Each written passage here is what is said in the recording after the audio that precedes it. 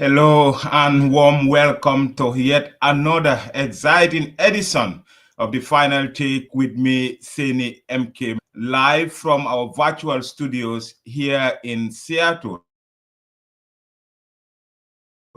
Today we have a special guest in the person of Mr. Basiru Njie, who is the Chief Executive Officer and Executive Secretary of the Gambia Competitive and Consumer Protection Commission.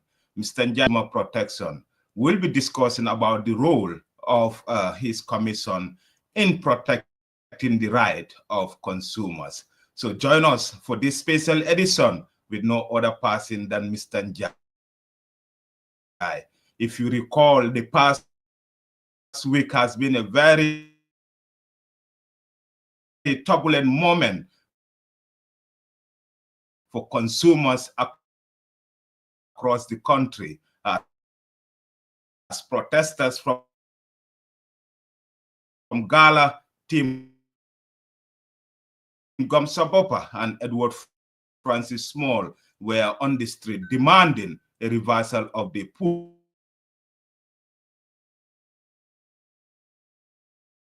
Mr. Njie, welcome to the show. But before we do, we will play our final take jingle and then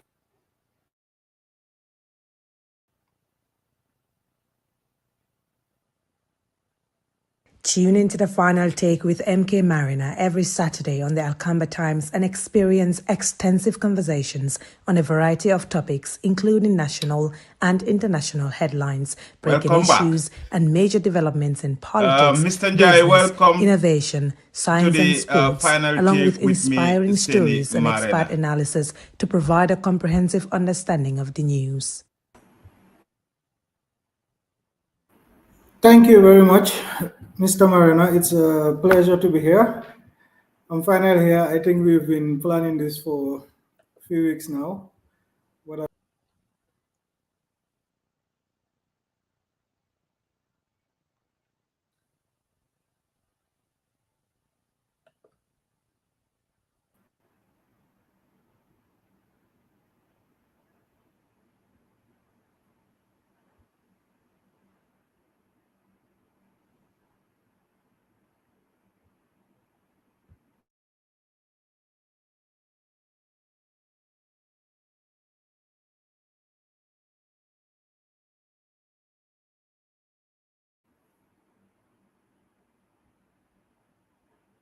Can you hear me?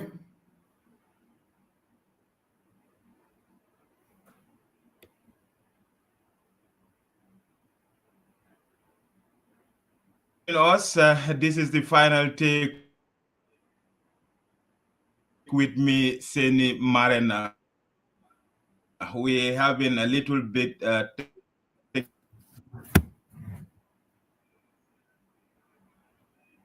Mr. Njie on this very important topic. Mr. Njie, welcome once again to the Final Take. Thank you very much, Mr. Marina. It's a pleasure to be here. I think we've been planning this for a few weeks, but I'm glad to be finally here. And good evening to the viewers and the listeners as well.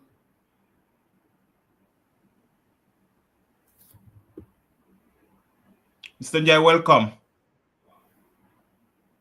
Thank you, Mr. Marina. To the Final Take. Thank you, Mr. Marina. Can you hear me?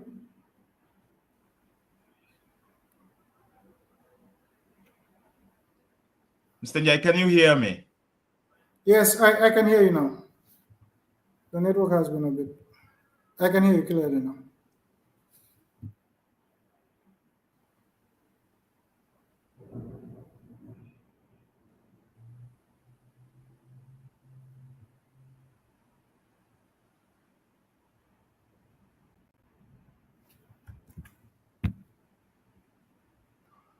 Mr. Njie, can you hear me now? Yes, I can hear you clearly, Mr. Marina.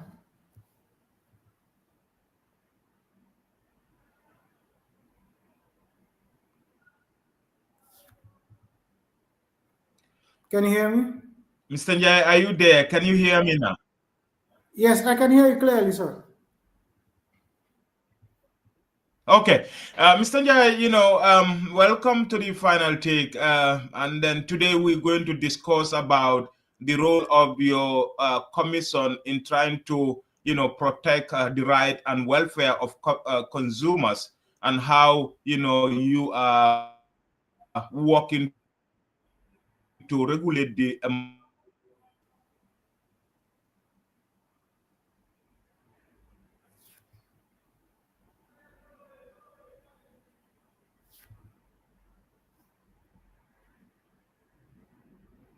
Saini?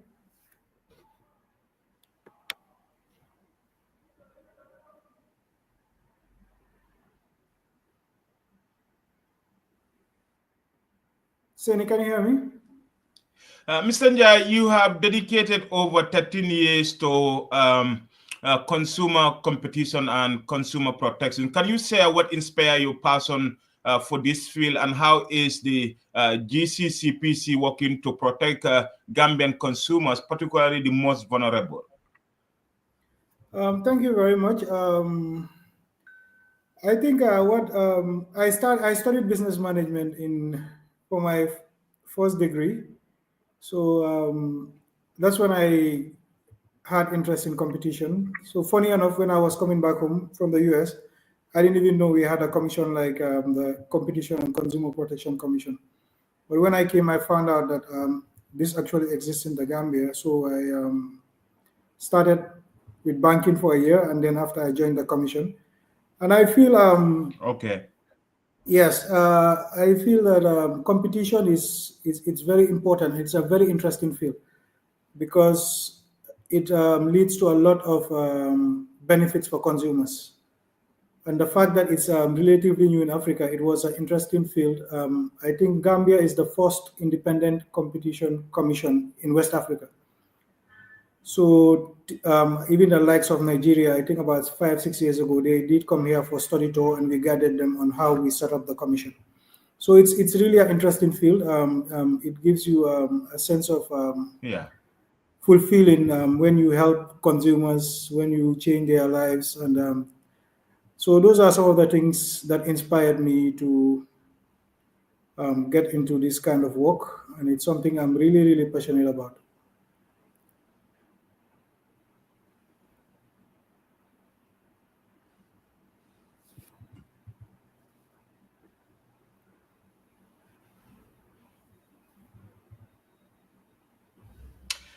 Mr. Njie, recently there have been a tariff war between GSM operators. And then we have seen that this action led to young people going into the street demanding reforms in the internet and data hike in the country. Pura, which is mandated to regulate this, put a price floor for data. And we have seen immediately this thing happen. Your commission, which has an oversight mandate, came up and, issue a statement. And after a couple of days, we noticed that the Office of the President has instituted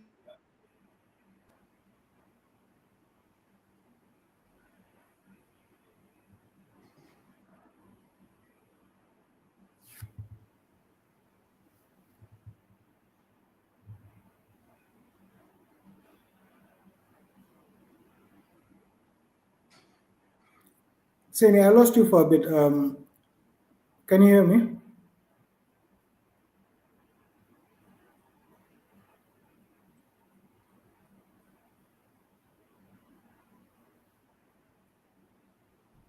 Mr. Marina, can you hear me? I Mr. lost Njie, you a can you little bit. hear me? Yes, I can hear you now. I think I last had when you Yeah, spoke about I can hear you. I said, yeah, I can hear you. I think we're having some internet issues yes, yes, it's been raining here, because so I guess the network is a bit.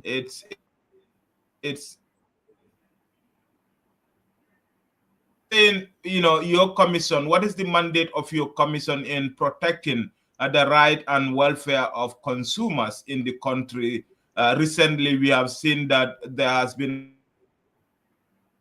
by Pura, and we also seen your organization coming in and then, issuing a statement saying that, the with the consumer right and protection. So tell us about the mandate of your commission. Thank you very much. Seni, we have two main mandates. One is with the Competition Act, we are mandated to ensure there is fair competition in all sectors of the economy. So to do this, we have 3 or 4 main functions. One is we conduct investigations into alleged anti-competitive practices by businesses. The other one is we conduct research, market studies. We have done numerous, I think over 10 to 12 market studies in the last since inception. And then once we do these studies, if we find out that there are some allegations of malpractice, we conduct investigations on it. And if there are some issues there also that relates to the state, we also have a mandate to issue policy advice to the state. We have a mandate to issue policy advice to the state on any policy that the state takes or intends to take that affects competition and consumer welfare. So that is also one of our core functions. And then we have the Consumer Protection Act, which is for us to protect and enhance the welfare of consumers and defend consumer interests. With that act, we have a Consumer Protection Tribunal, which is currently at the Bundung Magistrate Court. So consumers can complain whenever they feel their rights are violated. The only main deficiency with that act is currently we cannot initiate investigations when it comes to consumer protection. So consumers will have to actually come and lodge complaints. So that has been one of our biggest challenges. That's why we always advocate for consumers when their rights are violated to come to the commission to fill the form and then complain. But some of these shortcomings are already in the process of being addressed. Currently, we are in the process of reviewing our act with the Competition and the Consumer Protection Act. We are reviewing both and we are merging them into one single legislation now. So currently the draft bill is at the Ministry of Justice. So hopefully by early next year, we should be able to take it to the National Assembly.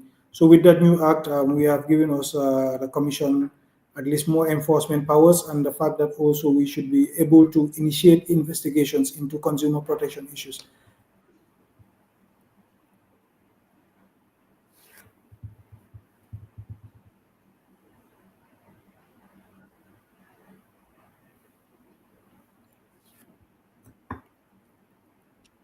Mr. Njie, can you hear me?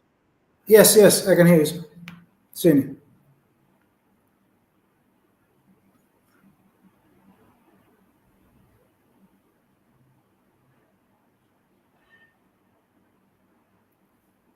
Yeah, I think I'm having a big issue with my internet connection. Unfortunately, I didn't hear you very well from your last statement, but nevertheless, you have led significant investigations and market studies in the GCCPC. Could you highlight 1 or 2 milestones that you believe had the most impact improving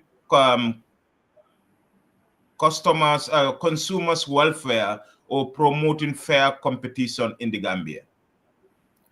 I think we have done a lot, to be honest. I think one can be one we did a few years ago in relation to Western Union, because Western Union and MoneyGram, there was a time they had arrangement that if you have Western Union in one bureau, you're gonna have MoneyGram. This was about 10 years ago.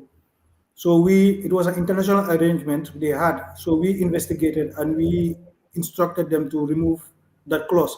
That is why now when you go to Bureau de Change, you can get all these services at once. It's because of the commission. So those are some of the main things. Consumers would not know, but that is one of the main investigations we have done. And I think just recently we have also done one on eye care. on the eye care service. We have two firms, Opticalia and another company. It was in relation to discussions between one of them approached the other to have a sort of a restriction in terms of market sharing, because there was competition in the rural areas, and one approached the other to say that if I am in Basse, you don't come in Basse. That way I can have the monopoly in Basse. That way you can go to Farafenye and I would not compete with you there. That is what is called market sharing.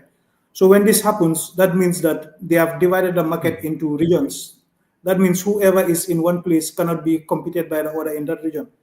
That gives them a monopoly, and that gives them the opportunity to charge whatever prices they want without any kind of competition.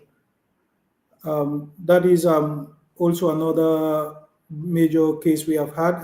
Just recently, we have also done one in the normal saline, which is a very essential, what is it called, drug. It's a liquid that is used for patients.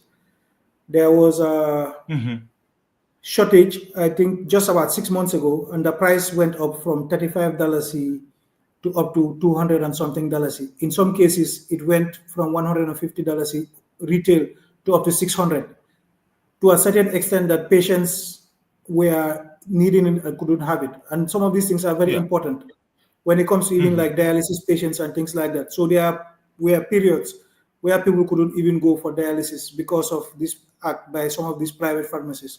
So, like I said, we do diverse work. We look into various sectors. Our mandate is very broad into all sectors of our economy.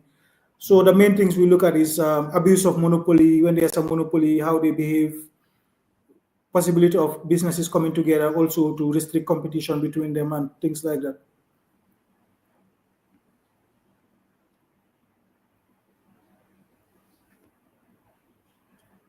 For consumer protection, I think one major milestone we have had is, I think, just about 3-4 years ago, we facilitated for consumers who went on Hajj pilgrimage to Mecca. They came and they had issues with their supplier of the person who gave them the package. So they went on. So what is the conclusion of this investigation that your commission carry out? Because this is an interesting development that a lot of people are not aware of what you guys are doing, but you are beginning to get a visibility. Definitely need to know what the commission is doing, how they can also contribute to the work you are doing. So tell us about what was the conclusion of these investigations? Some of them, I think one of the main challenges we have, which is why I have been pushing for the change of this act, is currently under the Competition Act, it's only cartel behavior that is finable. That is when two businesses actually come together and have an agreement on something. If it is abuse of monopoly position, normally we just issue directives. And that has not been enough deterrent, I think, in terms of stopping some of these practices. So one of the cases, we issued a directive for the farm to stop, and then we will monitor compliance with it. If they don't stop that practice immediately, then we can take them to court to enforce some of those decisions. But now in most countries, even abuse of monopoly, it's a finable offense, and they have very stringent measures. So with hopefully with the coming of the new act next year, inshallah, we should be way more impactful when it comes to some of these practices in terms of enforcing, to ensure that there's deterrence when it comes to some of these practices. Okay, so you think that the act that okay, go ahead. Yes, I think the act is so your commission is working on having.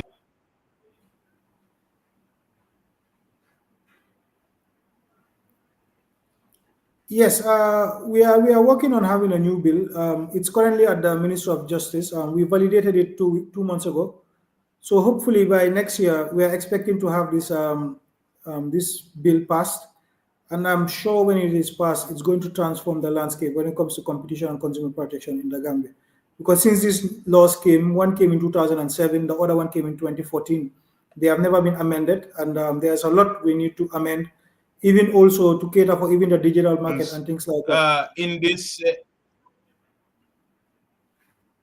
yeah. So what are the key provisions in this new act that you think will be able to confront the current realities in consumer protection in the Gambia?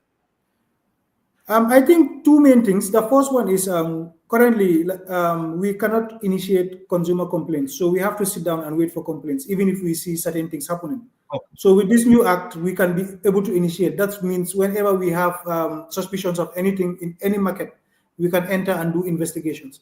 The other bit too is currently there is a fee when it comes to consumer complaints. So, and I think it's deterrent for somebody to be aggrieved and coming all the way to the commission, also have to pay a fee again. So I don't think it's fair on consumers. So that is one of the main things I want to remove. I feel that it should be free for any consumer to lodge a complaint throughout the country. Mm-hmm. And we want to also digitalize our system and then get toll-free numbers in such a way that people can access us anytime, anywhere in the Gambia. Mm-hmm. So as of now, if people have complaints, how do they submit to the commission to investigate it?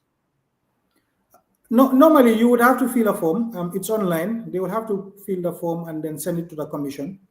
And because they have to pay a small fee, we have money to reduce the fee. It's very minimal. It's around $100 or something for most of the cases. But they will have to find a way to pay the fee and also send, which I said is not very friendly sometimes in terms of easing up the process. But they definitely will have to fill the form, and then once they do it, for us, our case handling, normally even within a week, we can solve cases. We have what we call an alternative dispute resolution mechanism. And almost, I think, 60 to 70% of all the cases are solved within this mediation mechanism by the commission. So it's only around 20% of cases that go to the court. So we solve the cases mostly by mediating between the businesses and the consumers.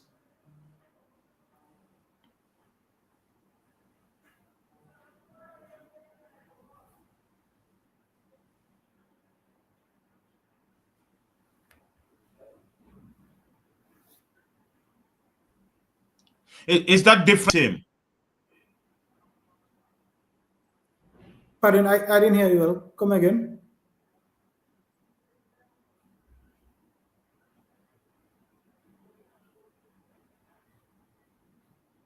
No, I said, is that different from the ADR, the alternative dispute resolution that is in Banjul that look into issues that are out of court settlement? Or is it a different one? No, it's a different. You know, the ADRS is they have it's an actual institution and an office. For us, we just do the mediation within our office. But sometimes, when we receive cases that are not consumer, okay. When we receive cases that are not consumer related, we have an MOU with them, so we forward those cases to them, and for them to, when they receive consumer cases, they forward it to us. Cases to them. Yes. Okay. So Mr. Njie, a lot of people, are confusing your work with other regulatory oversight bodies like the medicine control, the food standard and safety control, public utility control. What's the difference? What's the difference between these institutions and the Gambia Competitive Commission? I think the institutions they are called what you call sector regulators. They have specific sectors which they are mandated to regulate those sectors. For us, our work cuts across all sectors of the economy, one. And two, we are not a sector regulator. We only work to enforce competition and consumer welfare in those sectors. So normally, the best and most ideal is we would have to have a good collaboration and also working relationship with them. Some of them we have already started signing MOUs. That way, if there is a competition or consumer protection issue, we find ways and mechanisms of working together to solve those. But when it comes to actually purely regulatory issues, so do you have oversight over this sector regulators like PURA, the MCA, and the food safety and standard quality? Do you have an oversight over them? No, I wouldn't call it an oversight. I think we are all at the same level. We don't have oversight over them because we are at the same level. The only thing is we focus on different things when it comes to those markets. For them, they look at the soundness of the market, the how it operates, and all these things. For us, we only look at into competition and consumer welfare issues. That's all we look at. When it comes to other regulatory functions and things like that, that is their job. They have the sector expertise in terms of that.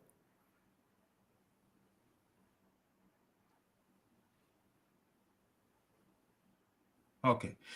Mr. Njie, did your office recently express concerns about poorer decision to regulate internet data prices, arguing that it could harm consumers by stifling competition? Can you explain why you believe this policy is regressive and how it might dispassionately affect vulnerable Gambians?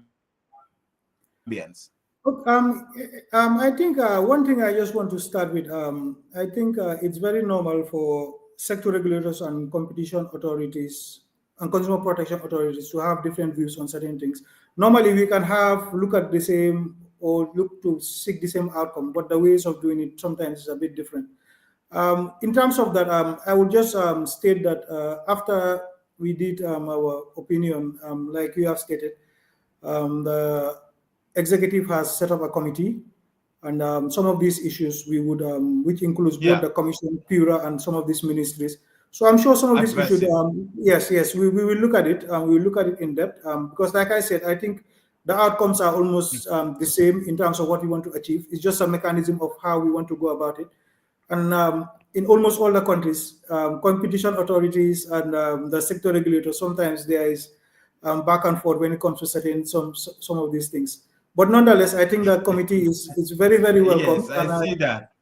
Yes, I think the committee is very welcomed, and I am very hopeful that with the expertise there, we'll be able to balance competition principles and regulatory principles as well, because we need to strike a balance, because both need to be balanced in such a way that at least it will be beneficial to consumers. But your goal is to protect protect consumer rights. Yes, our goal is to protect consumer rights, but our also mandate is to ensure that there is fair competition between businesses. Because the thing is, when competition works, consumer protection issues are resolved 90% of the time. Because when the competition is working, businesses tend to care about the consumers, their rights, they take care of all these things. So normally, it's one of the main outcomes of a competitive market, consumer welfare. Because when there is no competition and there is a monopoly, you can see that maybe businesses know that consumers don't have choice, so they can behave any way they want. So our job now mainly is to ensure that competition works in all sectors of the economy, and then the consumers become the king. They set the status quo in terms of how they expect to be treated by the businesses. So it's dual. It's a dual role. As much as we are protecting consumers, we also protect businesses in the sense that we ensure protection. Go ahead. Yes, it's okay.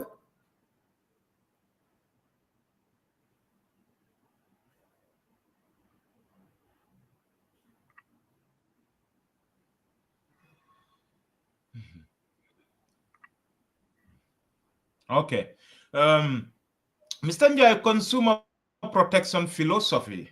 You have stated that consumer protection is built on fairness, equity, and justice, particularly for the most vulnerable.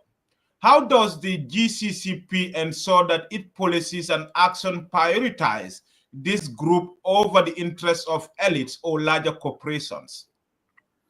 Like I said, in my from what I always tell my people is, it's good that we solve day-to-day cases, individual cases that come, but that is not the main goal of consumer protection.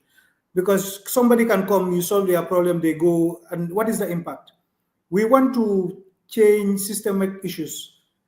That is what comes with policies that right now we have just done a study on the school sector, private schools, basic and secondary schools.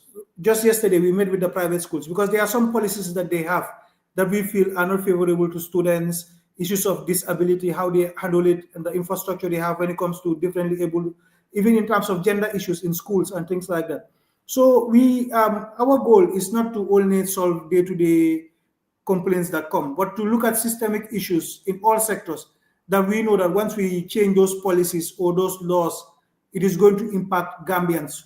Because most people wouldn't know about the commission to come and complain. So we need to ensure that we make decisions or advocate for actions that are taken that from once implemented affects hundreds of thousands of Gambians without them coming to the commission. So that is our main goal.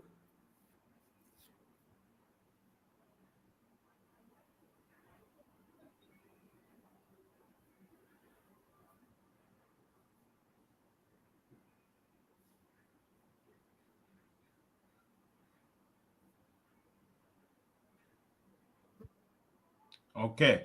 Mr. Njie, my next question is, you have played a prominent role in shaping consumer protection and competition policies at ECOWAS and the African Continental Free Trade Area. How do these regional efforts influence the Gambia's approach, and what lesson can other African nations learn from the GCC?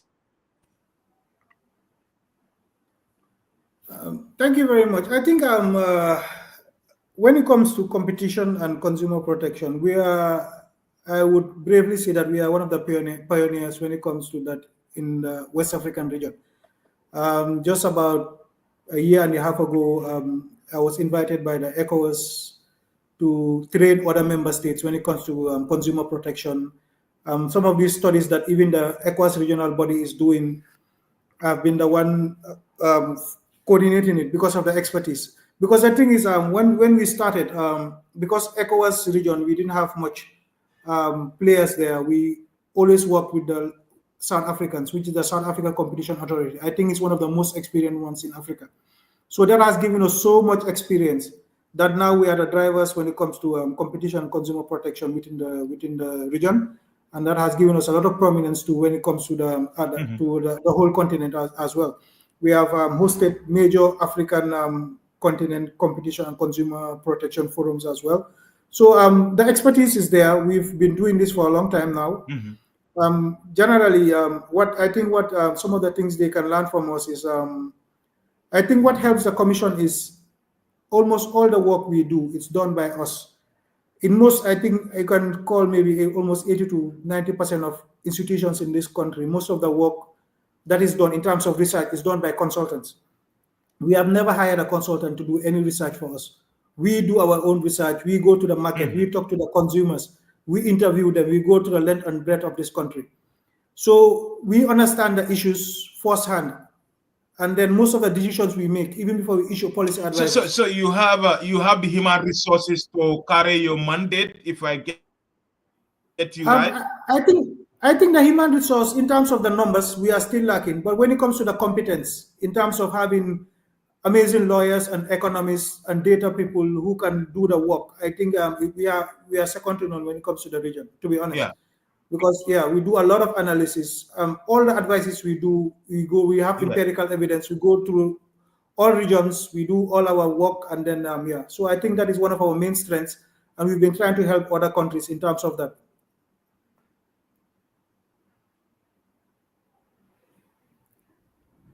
Mr. Njie, just a couple of months ago, there have also been talk of war among cement importers and then the producers, and we understand that your commission, did an investigation. Tell us the outcome of this investigation, because there has been concerns about exploitation by some of these cement importers. What is the findings of your investigation into the cement situation in the country? It wasn't an investigation. This was done, I think, maybe around 5 years ago. It was we did some research because there was a time that government imposed this same situation in terms of the high tariff. So we did research on it and we advised government. So at that time we were doing it. I mean recently, recently there have been issues. Okay. I think you are talking about on the way of the. Okay. The commission intervened, to recent case. Okay, I think I thought you were talking about the competition part, but for consumer protection, I think, like you said a few months ago, there were allegations of on the weighing of the cement bag in terms of on the field bags being sold in the market. So when we received those allegations, we issued a press release to urge consumers that if they have suffered from such, they should come and complain. And we told them the process to come and complain. Yeah. When it comes to weights and measures, there is a what we Yeah. call a weights and measures bureau in the country.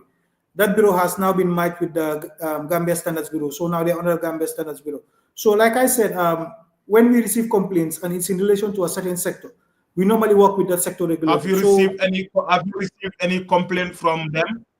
yes, when we received one major complaint, when it came, we delegated the Weights and Measures Bureau to investigate on our behalf. They have the expertise in terms of the weighing and all these things. So they did send us back the report, and when we found out that it's true that some of these things were underweight, we mediated between the consumer, the complaint, and the company, and they were able to resolve the issue. So that was the only complaint that came, and they resolved it amicably, and the consumer we closed that case. But like I'm saying, I mean, if consumers don't come, we cannot interfere based on our act. So we only had one major complaint at that time, and that case was resolved.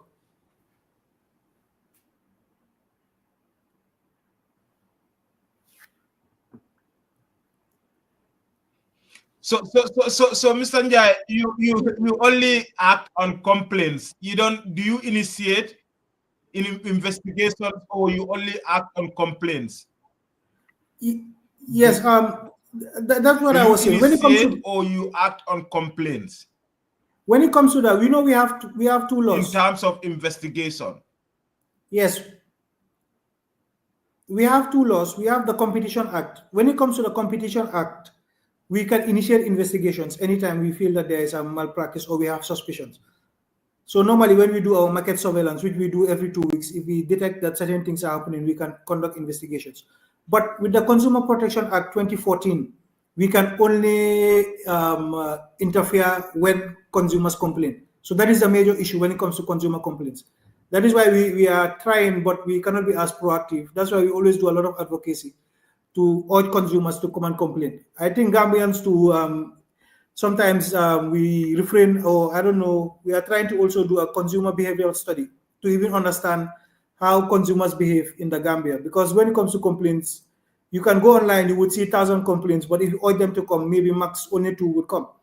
So I'm sure there are reasons why they are not coming up to complain formally, and we are trying to know those reasons. That way, we can able to address them through our advocacy or other mechanisms as well.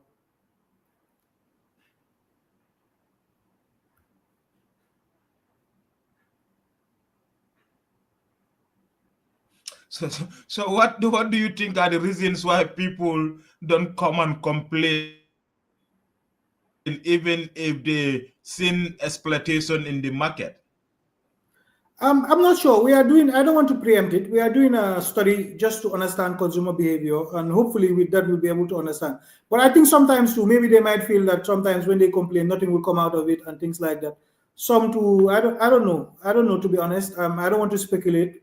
That's why I have told them we need to do a study, because before you are able to help consumers or people, you need to get into their mindset, their psychic, on how they behave, why they behave the way they behave. That's the only time you can come up with policies and strategies to alter behavior and things like that. But if you are not able to detect some of those things, it makes it very difficult to impact changes in lifestyle or changes in mindset or behavior of consumers.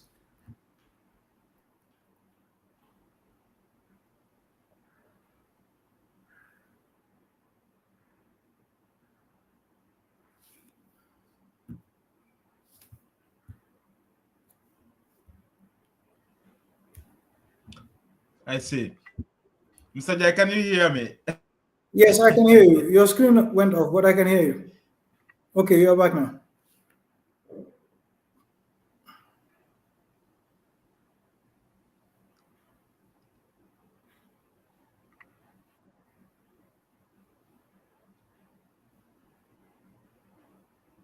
Yes. Can you hear me now? Yes, I can hear you. Sini, I can hear you.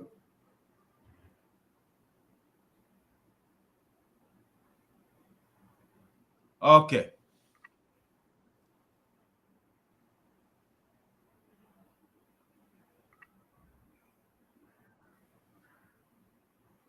Okay.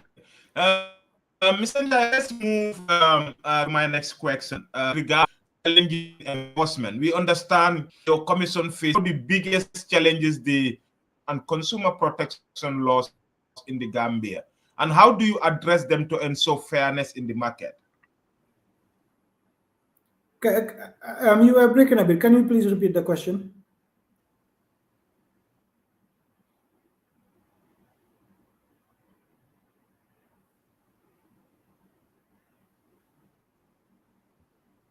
Yes, I can repeat that. I'm talking about what are some of the biggest challenges the Commission faces in enforcing competition and consumer protection laws in the Gambia, and how do you address them to ensure fairness in the market?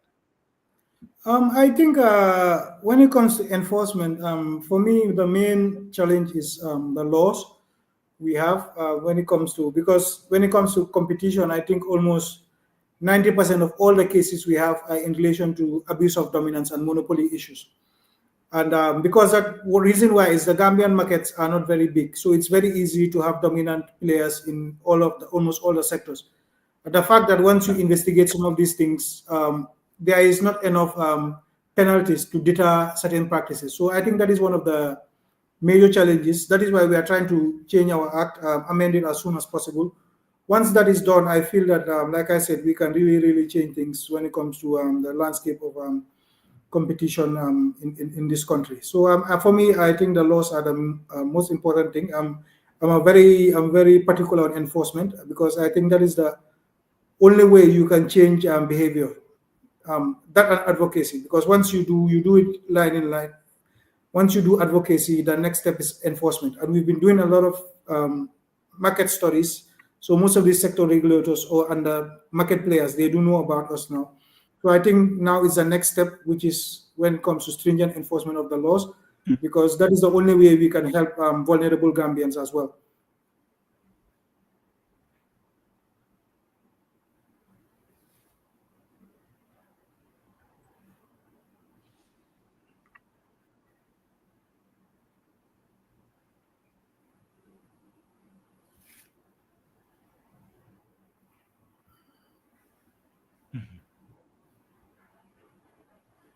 Okay. Many thanks, Mr. Njie, for those watching us. This is the final take with me, Seni Marena. In the studio today is Mr. Basiru Njie, the chief at the Gambia Consumer and Protection Commission, talking about the role of the regulatory bodies and also the work the commission business market. Mr. Njie, engaging with stakeholders, the GCCP has called for constructive engagement with regulators like PURA. Can you share your vision for collaboration between GCCPC regulators and businesses to create a pro-consumer and pro-competitive competition environment in the Gambia?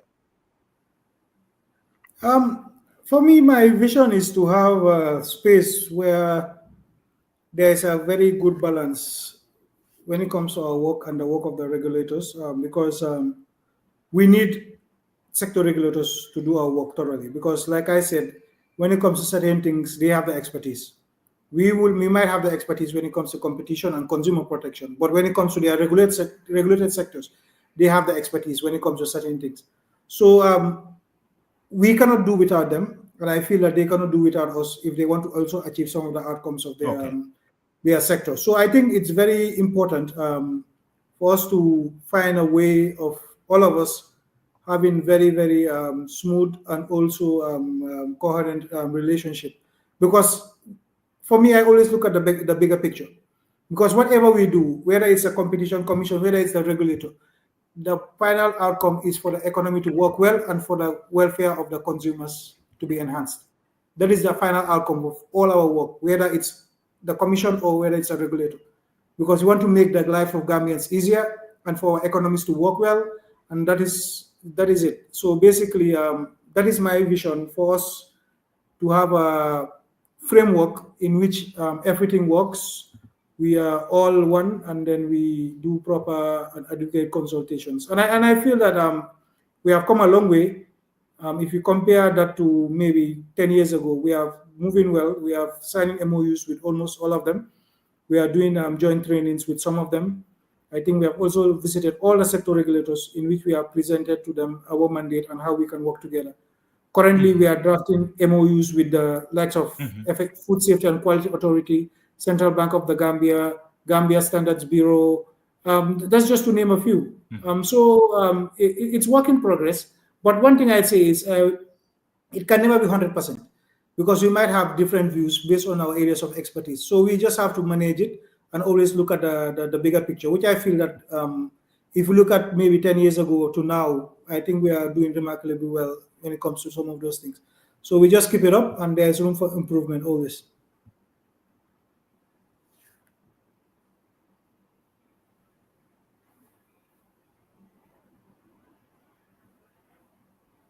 Okay. Mr. Njie,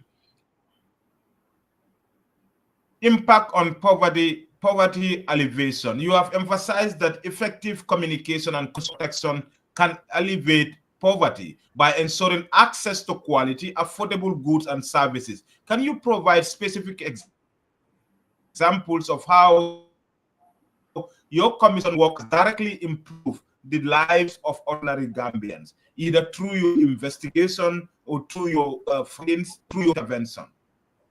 I think, like I said, in a competitive market where there's a level playing field, businesses will compete on quality. That means that there will be the best available quality because of the intense competition, and also on price. That means that they are going to charge the most competitive price, and that means that consumers are going to pay less and to access more quality products. So look at a competitive market vis-a-vis a market where there's a monopoly. Because if there is only one business, for instance, that business has no motivation to improve quality because they know they're the only one there. They have no motivation to reduce price because consumers will not have a choice. So when we ensure markets are competitive, the consumer becomes king because they fight for the consumers and they know that they have to up their game to be able to do this. And the other thing is when it comes to our work, our enforcement, some businesses, what they do, what we call collision. That is means two businesses that are supposed to compete, they can come together and fix prices to a certain level. Because maybe they have competed so long, now they feel that now they are making losses, so they will fix prices. That is what we call cartels. So when they fix prices and consumers will not have a choice. So anywhere you go, that is same price that will be charged to consumers. So that is also an issue. So normally when we break cartels, automatically prices go down. I also give you the example of market sharing, where businesses feel that now let us share the market. If I operate in region A, you don't come to region A. That means you give me monopoly in region A, I give you monopoly in region B. That means the consumers are at my mercy. I do whatever I want with consumers.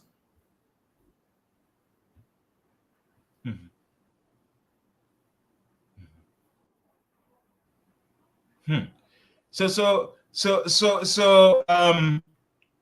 one thing you do on your party is consumer side. Pardon, I couldn't hear you. You said? Or do you also support businesses in a way to ensure they put or add value to their products, but at the same time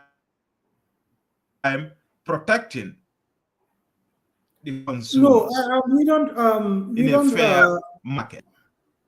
What we do is our law, like I said, is to enforce the competition and consumer protection law. So the main support we give to businesses is to offer them training about both the competition law and the consumer protection law. That way they will know their obligations to consumers.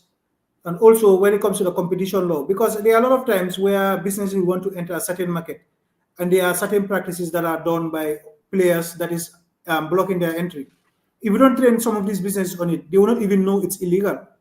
So they need to know what an anti-competitive practice is, what are some of the entry barriers that other businesses can use to block them, and how to detect anti-competitive practices and when to report.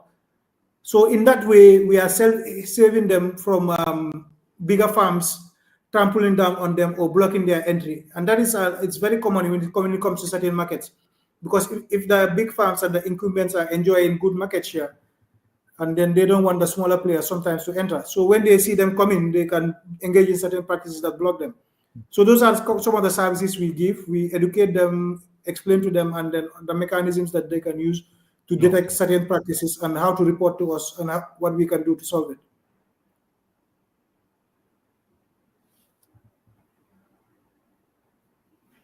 Okay. So Mr. Njie, I just want to ask you this, because protecting consumers, is very wide area. Work involve intellectual property work, like protecting, creators, because we have seen recently there has been intellectual property crisis in the Gambia.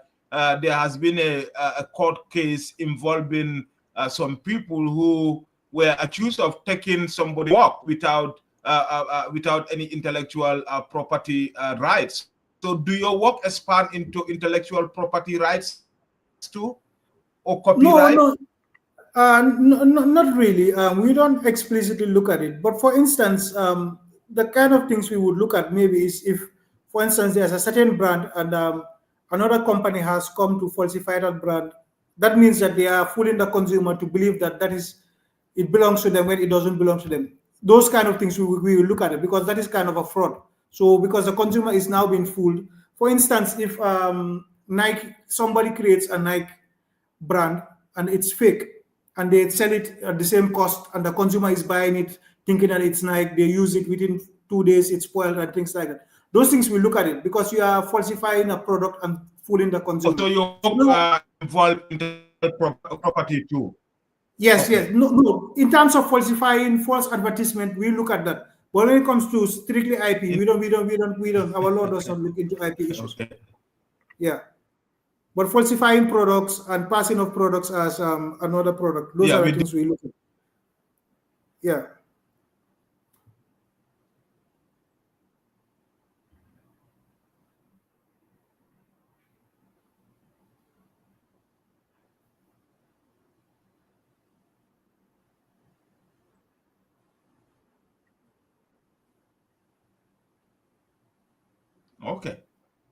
Okay. Because why I ask that is because the issue of intellectual property is something that is new in the Gambia. Although the Ministry of Justice have a unit called the Intellectual Property Office, and then I'm thinking if there is any way that you either partner with them to protect those in intellectual property field against what you just said. Yes, we have had certain cases where we have discussed some of these things with them, but we don't explicitly deal with them. Once we receive them, we forward it to them. Sometimes they can even have implications on competition between two businesses.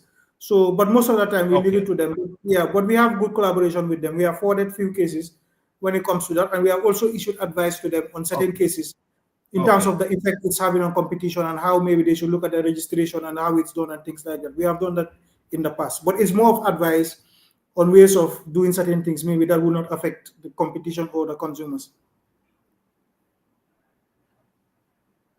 Do you also protect authors? Do you also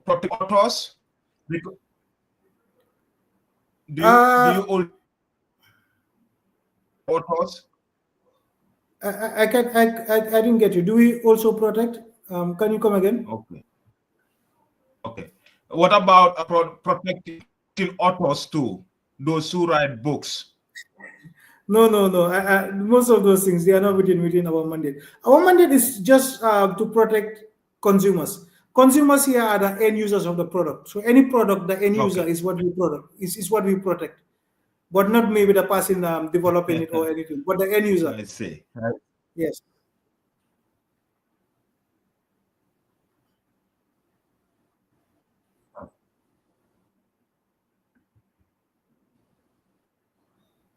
I see. Many thanks, Mr. Njie. This is a very interesting conversation, and I will encourage you, to always be available to the media, because these are areas that Gambians are not very conversant with, and this directly affect them, because everyone in that country is a consumer, and it's important to protect the right and well-being of consumers. Even here in the US, it's always a big problem. You buy stuff, they tell you it's an original product. At the end of the day, you use the product, then you don't have the value of your money. Your future vision for the GCCP, a lot of people have huge confidence in you, because you are an expert in an area that is very new to the country, but you are doing very well when it comes to protecting consumer rights, and I must say that you just keep up the good work. But before I let you go, because the show is almost at the end, looking ahead, what are your priorities for the GCCPC in the next few years, and how do you plan to further strengthen the consumer right and fair competition in the Gambia? Thank you very much, Seni, for appreciating the work we are doing. I think one is, like I said, we want to change the legal framework, which is the laws. The other bit is we also want to decentralize. The next few years, I want the commission to be present at each administrative region, because that is where the most vulnerable consumers are. And we want to serve them in a timely manner. Right now, we go there every quarter to do market surveillance, but that is not enough for me. We need to be present there to have a good interface with the businesses and the consumers to be able to make impactful decisions and interventions on their behalf. And the other thing is, my vision is to change the culture, to bring a competition and consumer protection culture in this country. And to change a culture is very difficult, because you need to understand how people behave and then be of value to them. That is the only way you can change the way they behave. And that is for consumers to gradually know their rights and even their responsibilities as well, to advocate for their rights, their responsibilities. Because once that happens, it makes it easier for the private sector to adjust. Then they start policing some of these things to ensure that they receive certain things. And for the businesses to have a competition culture as well. It's very important. So competition and consumer protection is still relatively new, not only in the Gambia, but in Africa. It's new in the Gambia. We've been here for almost maybe around 16 years. But if you look at Africa as a whole, still now countries are not even having these kind of bodies. So we have a long way to go. But I feel that with a strong mix of enforcement and advocacy and passion for this, I think we'll be able to transform lives. Competition is a very, very easy way to transform lives without much investment into certain things. So I think it's something that we need to get the government and everybody to buy in, and then we will have a very, very sound future when it comes to enhanced welfare of consumers and competitive markets. It's still a long way to go, but it's a good start. I've been in office for just over a year, but I'm hopeful that in the few years to come, I have a brilliant team, young, diverse team. So with their support, I think we should be able to achieve the achievable, inshallah. And yourself, tell the people you are very young. I think you are the youngest. You are the youngest executive director at that place. You are under 40, and then that's impressive. Young people taking the lead. Actually, I don't want to tell them how old you are, but I can say you are under 40, and that's impressive. Yeah, thank you very much. Yeah, thank you. And I also, I think it's incredible that the executive trusted a young person to be able to do this kind of work, because it's an area of expertise. It's an area of expertise for the first time, eh? Yeah, so I think it's kudos to them because they respected the expertise within the commission and they gave us this opportunity. So we are hoping that we would make the necessary changes and transformative impact on the lives of all Gambians. Okay, Mr. Njie, before I let you go, recently you were also voted into office. In one of the Is it one of Africa's continental trade, as an executive director? Tell us about that and what work are you doing with that continental body? That's so Yes, unprecedented. yes, I think there is the AFCFTA is the Continental Free Trade body. Now they have a committee that is for the head of competition authorities all over Africa. Okay. Yeah, so I managed to chair the first meeting. What we are doing is we are trying to Africa. build Okay. a free trade area for Africa. So our committee is going to look into all the competition issues that are cross border, maybe between ECOWAS and the other African regions, and how to solve them now. Because now in this era, they are all businesses are transacting. So we need to see how to ensure that Africa as a whole competition is enhanced and things like that. So that is the body we are doing. We are at. We had our first meeting in South Africa, and hopefully very soon we'll have another one. So it's a pleasure to and achieve pride to represent the Gambia at that high level and in that capacity as well. It shows the experience that we have built, and I think it's remarkable indeed.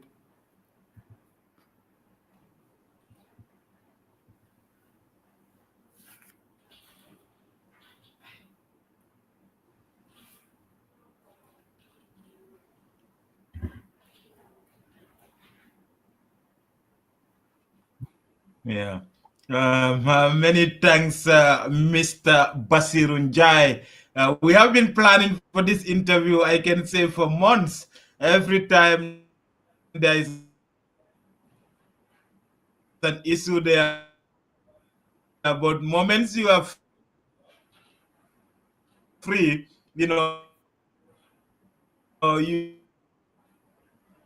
you made yourself available. I must thank you for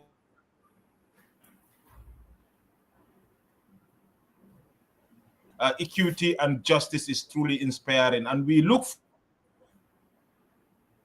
forward to seeing more continuous impact of your work. To our audience, stay tuned, know your right, keep enjoying.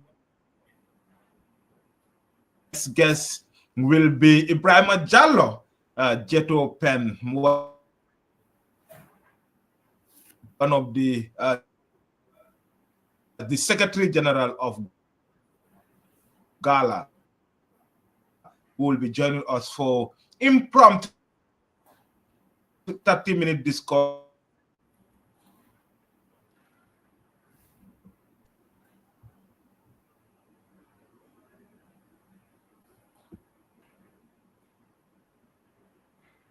Thank you, Mr. Njie. Thank you very much, and it was a pleasure. Have a good evening.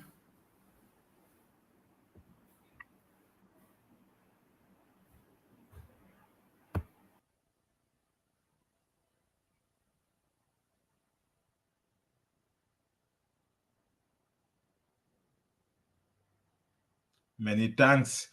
For those tuning in, this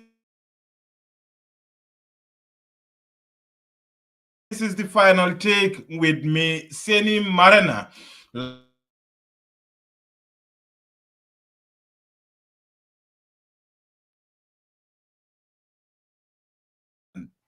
The Secretary General of Gambians against looted assets. Everyone knows Gala. They know what they stand for, and they know what Gala is doing. And it come out to demand for better services in the poorer data high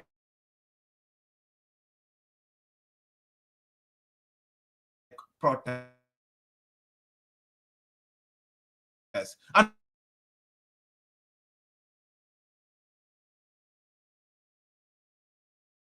And the way forward for the movement. Ibrahima, welcome to the final take with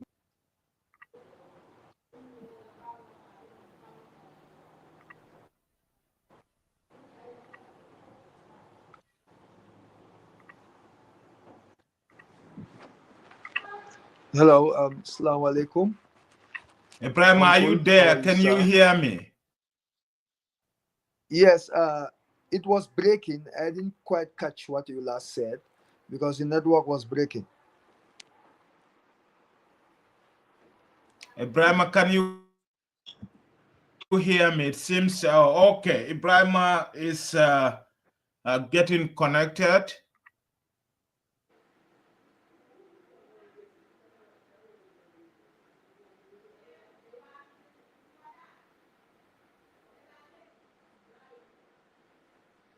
Okay.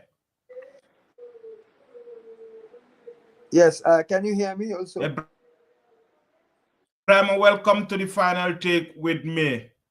For those joining us, we are going to have a discussion with Ibrahim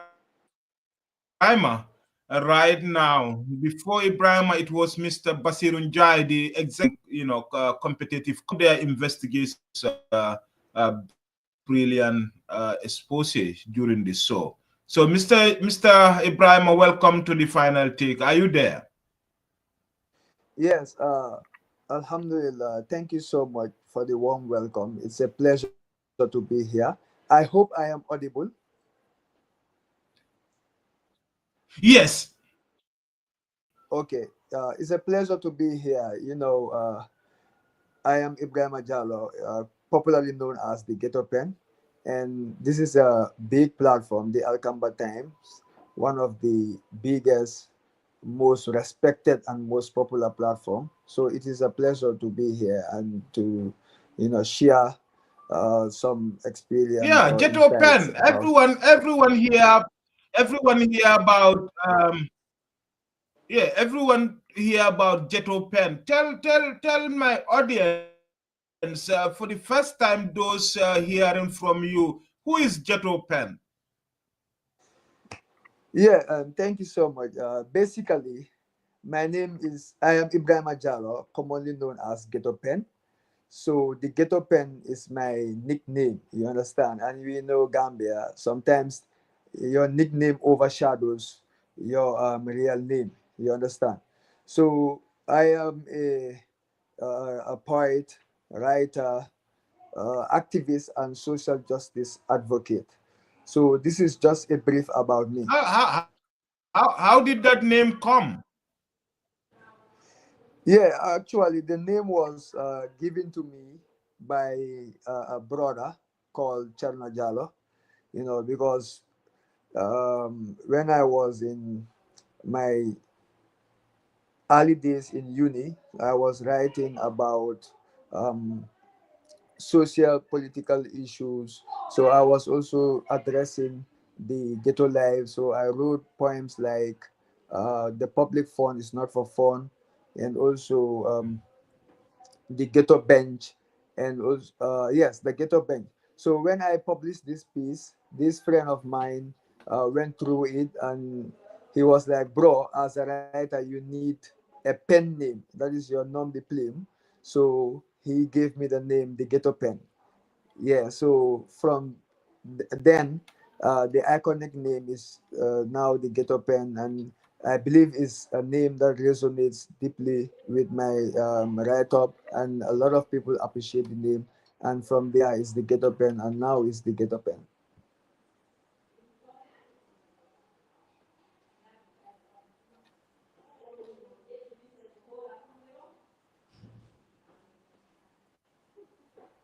Okay. Welcome to the final take, Jet Open. Jet Open, you are also the Secretary General of Gambian Agents. Bring us back to speed. You guys were on the streets last week. You were detained, you were charged, you were put into jail. As we speak, you are right now granted a bail. Tell us your experience and then a recount of those protests. Why were you on the streets?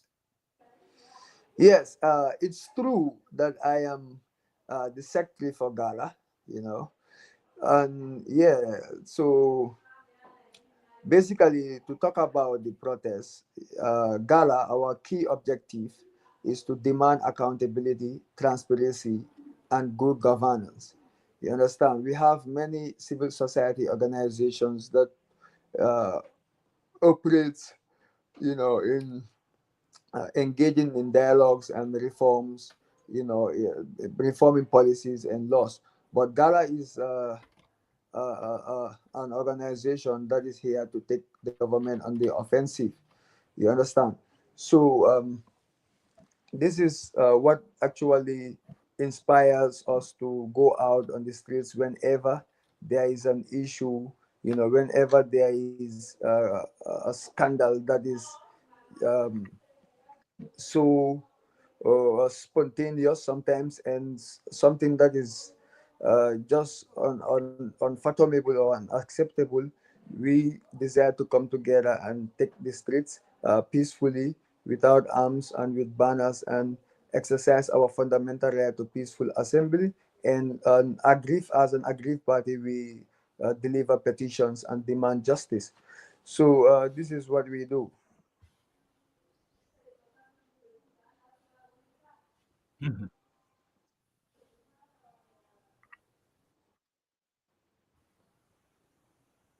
Absolutely.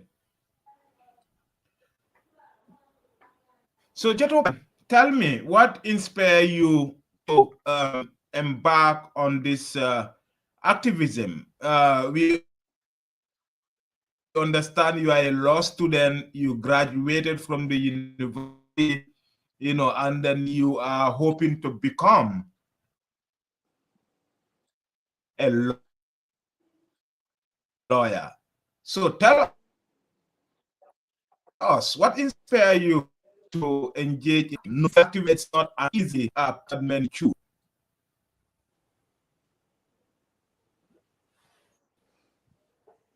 Yeah, I'm sorry, the network is breaking, but I heard you said that I am a law student.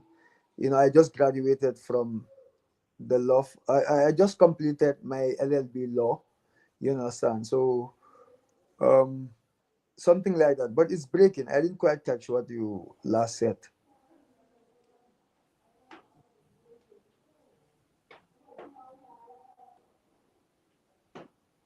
Can you hear me? Yeah, the network is a bit poor from your end, but I can definitely hear you. Can you hear me, Jeto Pen? Yeah, it was breaking, so I didn't get the question. I heard you mention that I graduated from the faculty recently, something like that, but I didn't quite catch what you Can last you said. hear me now? Yes.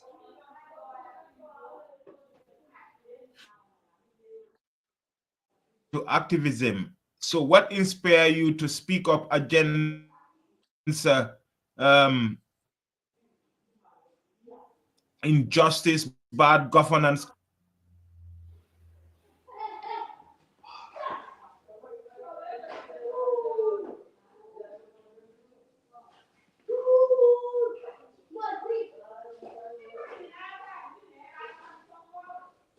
Hello?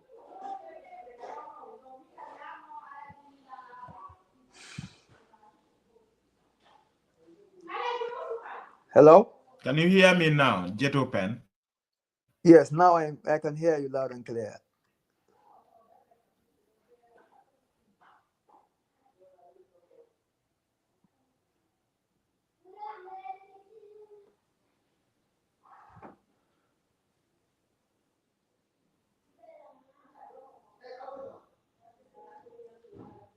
Hello?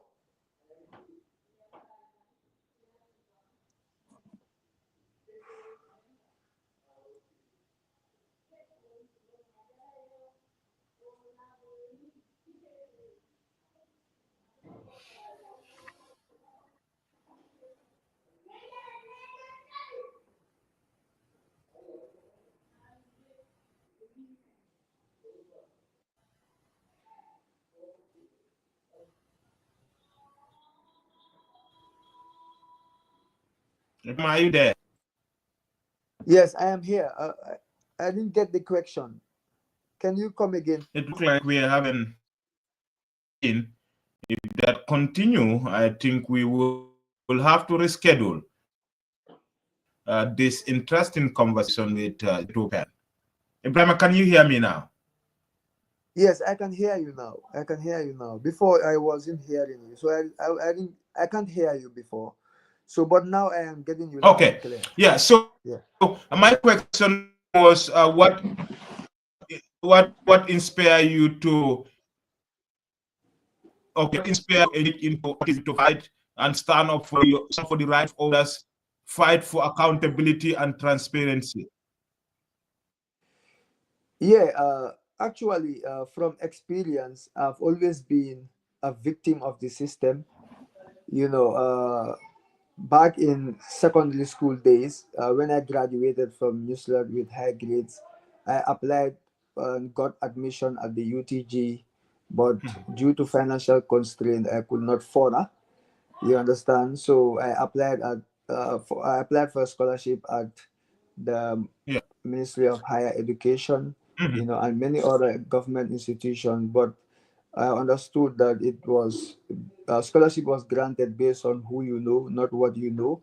So this is something that definitely stressed me and made me vexatious about how the system works. And I'm like, if you don't have connection, if you don't have backup or inheritance, then there is no way you can make progress in this country. So Yeah. this is something that Push you. pushed me actually and planted a stubborn resilience in me, and I kept pushing. And when I realized that uh, the system is not here for the privileged and the poor people, that definitely inspired me big time. And my passion is now driven, my advocacy or my passion, I am driven by my passion for a more just and equitable society, which is rooted from my experience of neglect and, sidelining by the system. When I needed them the most, I could not achieve or I could not benefit from it. So that is actually what pushed me to now or created this uh, understanding of issues, and I now want to fight it outright so that others like me will not experience the same situation as I do. So this is what actually inspired and pushed me into activism, and I am loving it now big time.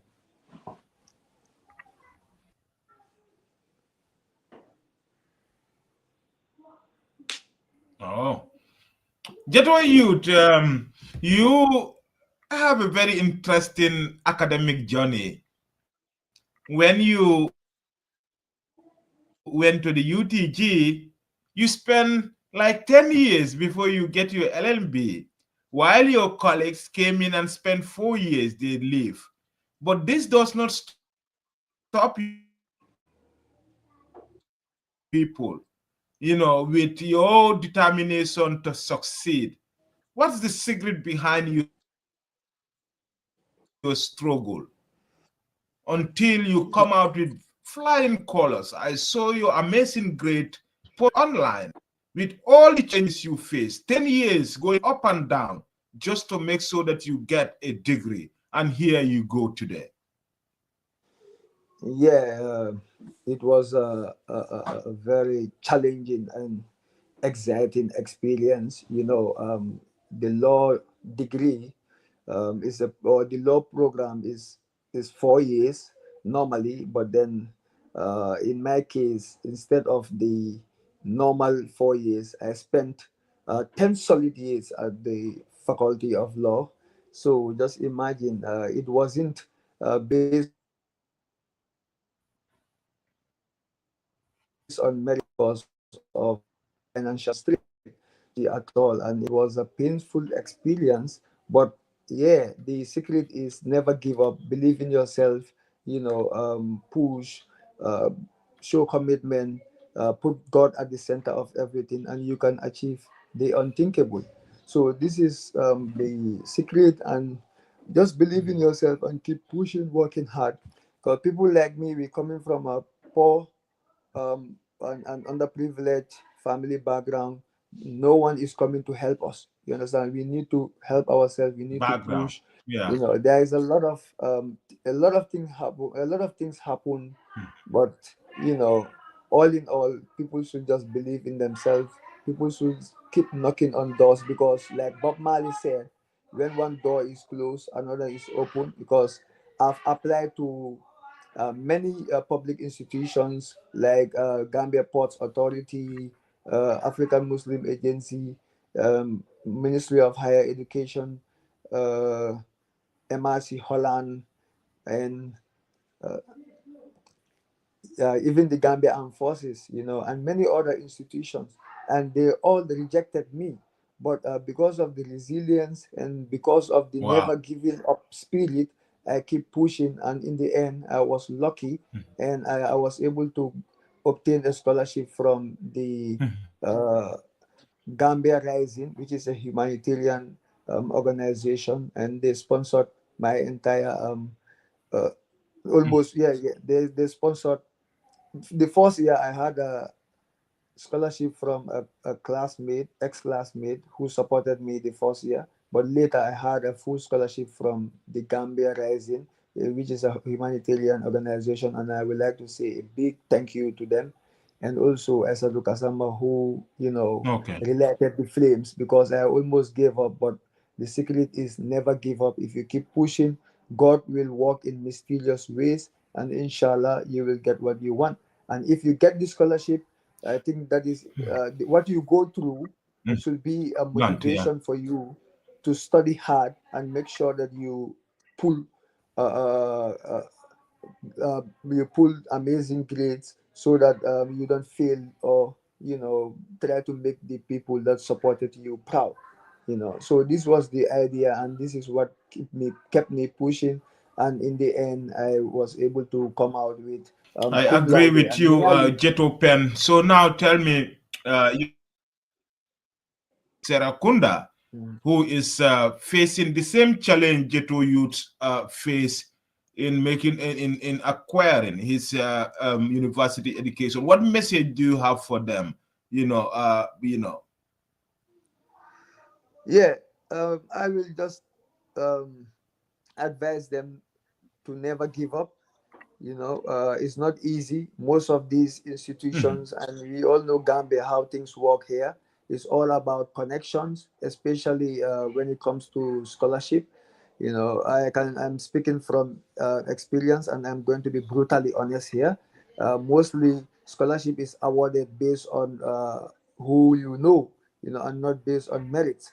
So I will just advise them to keep pushing, keep sending applications. And if not to the institutions, we have philanthropists around you. Don't be shy. Some of us, and especially me, I was kind of shy to go to these philanthropists around, or these rich people around the community, because some of them, if they support you, later on they will, if you succeed in life, and it comes with conditions, you understand. And this is something that I don't want, and this is the culture of Gambian people. Sometimes they don't want to feel embarrassed or disrespected, so they avoid these rich people or philanthropists. But sometimes it's good to try your luck. Just engage them. Some of them might be willing to help, and you never know, where your luck stands. So never give up, and keep praying. Hold on, be strong. Put God in at the center of everything. Inshallah, you will get the scholarship. And to the institutions also, I will advise you, to do the right thing. Scholarships will not be awarded based on who you Absolutely. know. It should be Jeto based Pen, on merit. now, okay. Yes.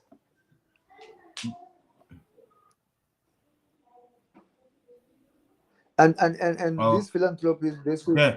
they should Many be, let thanks us. for that. I know we are having some internet challenges, but the conversation is really truly inspiring.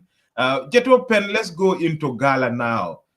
You came out of prison a couple of days ago. I think you came out on Wednesday, right?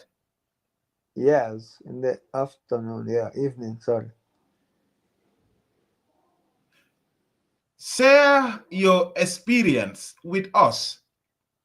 You regarded You Mile mean, 2 as a hell hole on earth. Tell us your experience. I think this is everybody's description of Mile 2. Uh, I've said it before and I will say it again. Mile 2 is hell on earth. Seriously, the situation there is I'm sorry horrendous. about that. People are living in a horrendous condition. It's just terrible what is happening in Mile 2, particularly the remand wing. You know, this is something that I witnessed and experienced firsthand uh, while we were in detention. I was surprised, Mhm. like a room or a cell that is supposed to hold one person, you know, yet it held over 25 people. Just imagine, you know, it is just crazy. People were sleeping under a concrete floor, you know, and it was degrading to say the least. And one of the most heartbreaking things that I experienced there is the fact that even if you want to pee or defecate, you have to do it in the sense. You know, just imagine what that means. It is an infringement to the privacy of the people. And we all know the purpose Hmm. of prisons. You understand?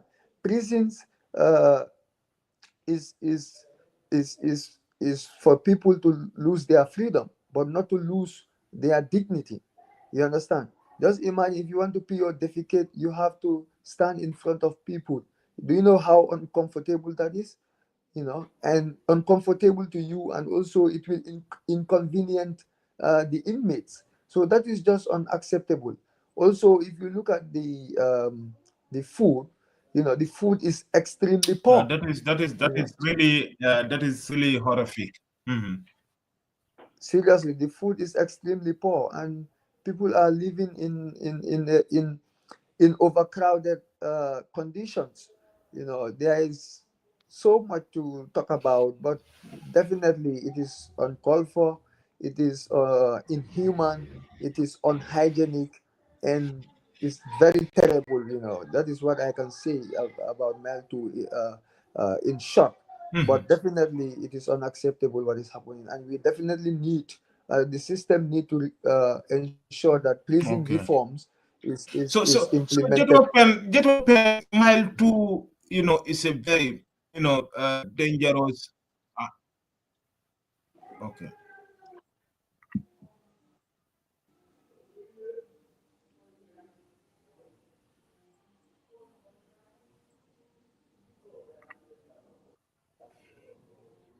Yes, go ahead. Jet Open, you also wrote a book.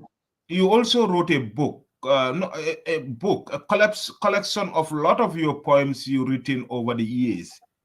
Called Yes, Raw Expression, right? yes, sure. Have you seen? Have we seen some?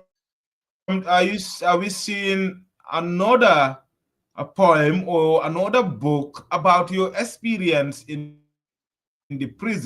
Because since you came out with your colleague, all of you, what you are demanding is for the total overhaul of Mile 2. This is something you have power in 2017. Ministers upon ministers, senior government official or human being, but the place still remain open. What efforts are you going to do to bring more, more attention to the plight of prisoners you left in Mile 2? Either are Yes, you planning to write something, a book, or are you trying to raise more advocacy or more awareness why Mile 2 should be closed? yeah. You know, when I was released from prison, the first interview I got, I told the interviewer that, in fact, right now the Ghetto Pens advocacy will focus more on prison reforms, because what I experienced and witnessed in Mile 2 is horrendous and is inhuman, and I believe it is Mhm. unacceptable. And this is a promise I made there, and knowing me, I am definitely going to fulfill that promise. So writing is definitely one of promise. the ways in which, and one of the most beautifully effective mode of saying things and achieving it, or putting your message across. You understand? And also through these interviews, going online, talking to people, creating more awareness, for them to look into the situation at mile two, because definitely things, we definitely need a complete overhaul, and the system needs to be wise here, because mile two, for me, as far as I'm concerned, it is not for human beings. You understand? It should only be reserved for top criminals and corrupt public officials whose, you know um, words are full of lies. You understand? And if you look at it closely, you will realize that most of these corrupt government officials, if they are not careful, they will be the ones to end up in mile two. Like mile two is their future homes. So if they are wise enough, they need to go and reform these prisons, especially the remand wing, because nobody knows tomorrow, and they are in the system and they are engaging Absolutely. in corruption. They are looting people's resources, and they are all, most of them are criminals, and they might end up in mile two at remand wing. So the best thing is, if not them, maybe their family members also, or anybody, or friends. So it is not wise for them to neglect this prison and to give a deaf ear. It's just not wise, and it is best practice for, and it is, and prioritizing humanity, humanity first. It's definitely wrong, and they have visited there times without a number. They know the situation. Some of them even spent time there as inmates, so they should advocate for it. They should push for reforms. Mile 2 is not supposed to be a place where they will dehumanize and degrade people. You understand? It should be turned to a correctional center, and some place that is, kind of educational, so that if you live there, because in fact in remand, people are not, if you look at the presumption of innocence, people are not guilty at that moment. So why subject them to such degrading and Yeah. inhuman treatment? It's just not fair. So let them pay attention to these things and try to reform the prison. And definitely, if not through an article, maybe also through poetry and writing books, it can even be through dragging them to court and also speaking up in interviews and in any given opportunity. But I will keep pushing, I will keep advocating, and inshallah, in the end, we will have Absolutely. a complete Get overhaul open. of Malto, and together we can.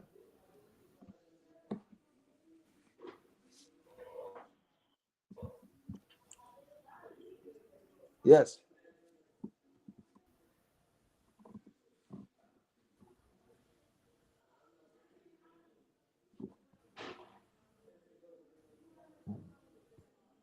Yes, sir.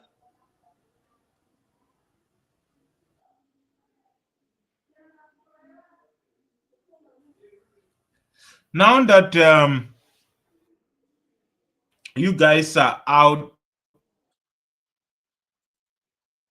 at the Kanifi Magistrate Court, what's the way forward for the movement? Yeah, right now we just granted a court bail, meaning the case is still hanging on our head, and we don't know, we are not sure whether the state will even drop the charges, because they cannot be trusted. We know these people are insincere, and they will do whatever it takes to try to suppress dissent voices, and they see us as a threat, which is very wrong. So that is an issue, and we are also trying Right, to yeah. put our house in order and see how best Get we are going to open, get address that. open, Yeah. yeah, get open just yesterday. Yeah, just yesterday, 7 ministers. Yeah, 7 ministers came to the Sadauda Kaba Center to face you guys in order to dialogue and address your concerns from your first protest. Tell us, are you are you optimistic that government is serious to address those concerns by bringing in 7 ministers yesterday to dialogue with you? Uh, I don't trust this government seriously because from what is being manifested yesterday, I was there. Uh, these people are definitely Get not open, can you hear serious, me? and they were. Yes, I got you. Your question is with regards to yesterday's press conference, right? So I'm trying to answer it.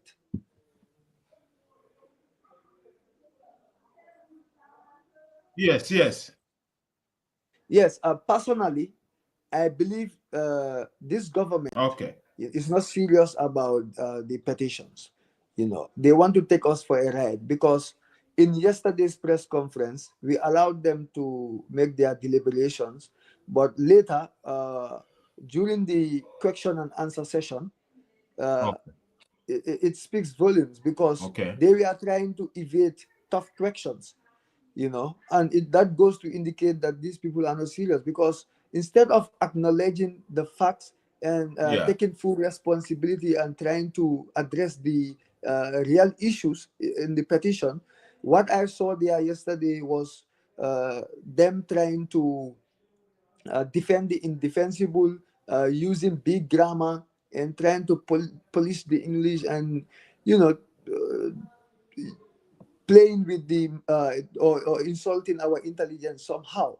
So that is so discouraging, and it doesn't tell well at all. And this goes to indicate that definitely I don't think they will Mhm. address these issues, and that will be very bad. It could lead to the unthinkable because Gala, knowing Gala, So you we don't you are don't not you here don't think for you don't think the government is we are not here serious? for a You joke. don't think the You government is understand? Gala serious is to not. address these issues? They have to know that Gala is no ordinary thing. You understand? It's no small thing, and we are not here for a joke. You understand? If you call us for a dialogue, we have to be serious and we have to address the key issues. Anything less than that, we are not going to take it, and we are going to continue doing our thing in the Gala way. You understand? So it's high time they took us seriously and try to address this issue and stop playing games with us because we are not dumb. You understand? We know what they are up to. So it's better for them to realize that before it is too late and try to address these issues. Because for Gara, no retreat, no surrender, and the streets is what we are known for, and the streets is what we will take if they fail to Surrender. respond to our demands accordingly. This is something very clear, and this is something they have to know, you know.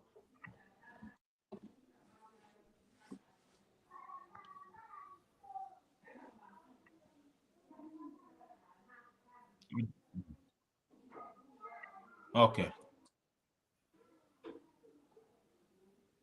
Okay. Ibrahim, we are just left with 2 minutes, so I will just use that opportunity to round it up. Ibrahim, a lot of young people now are looking at your movement. You are the Secretary General of Gala. What message do you have for Gambian youths who are scared to demand for their rights and freedoms through peaceful protests? What message do you have for them? Yeah, my message is simple. Gambian people, I will first want to, because gratitude is a must. So I want to appreciate each and every Gambian that, always stand in solidarity with us and add their voice uh, and support our crusade. I'm saying a big salute and shout outs and thank to each and every one of you. So to the people, it is very important to know your constitutional rights. With respect to protest is a peaceful assembly under Section 25 is a fundamental human right. You understand? And we also have the right under the same section as aggrieved party to deliver petitions. This is something that the people need to understand, you know.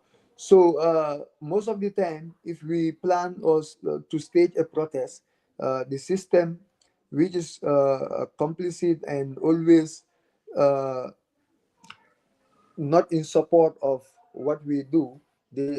Especially when it comes to protests, they try to bring the public order are confusing the people. You understand? Peaceful protest without arms, with banners, delivering petition The does not police require, to intimidate you. yeah, does not require a permit. You understand? That should be very clear, and the people should understand that. And sometimes the system is what provoke us, you understand, into staging these protests. Otherwise, where will they come with reckless decisions that are not in support of Gambian people's interests and welfare? So sometimes necessity knows no law, and this public order act is archaic, is oppressive, and they have to try and come up with laws that fit, like even Clarence Darrow says, laws should be like clothes. You understand? They should fit the people they are meant to serve. So you cannot violate people's right and claim that there is a so-called law that people need to adhere to and be silenced while you continue perpetrating injustice and violating our right. We are not going to allow that. So the masses need to understand and make sure that they incline themselves with the laws and understand issues and know that Gara is here for them, and Gara is the people's movement, and it is backed by the people, and we are here for the interest, welfare, and interest of Gambian people. So let them rally behind Gara. Let them always support what we do, because we are here for them. We are here to demand Okay. accountability, transparency, and good governance. And we believe that the national cake must be shared accordingly and fairly and for the common good. So the people need to understand this, and the people should rally behind Gala, and we try to push together collectively and achieve our desired goal for the interest of Gambian people, because the Gambian people deserve better.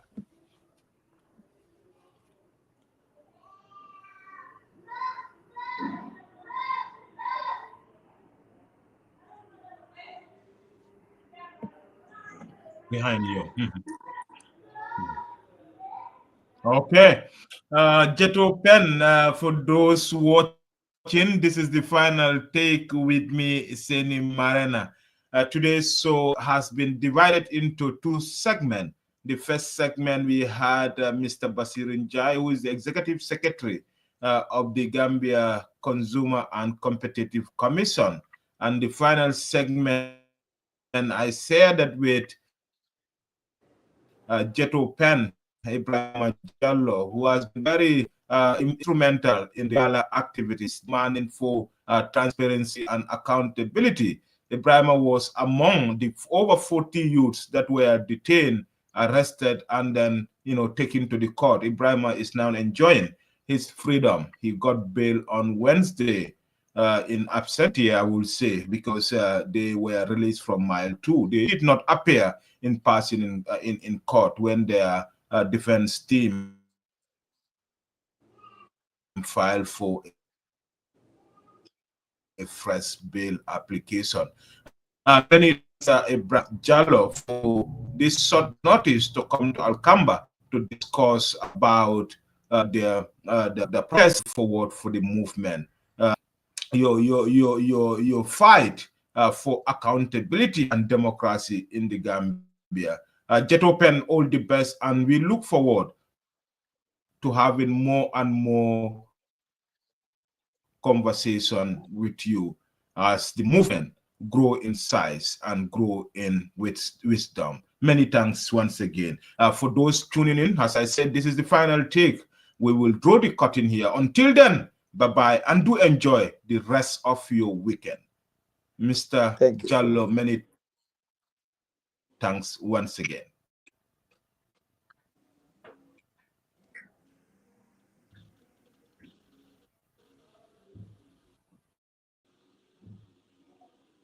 Thank you. Thank you.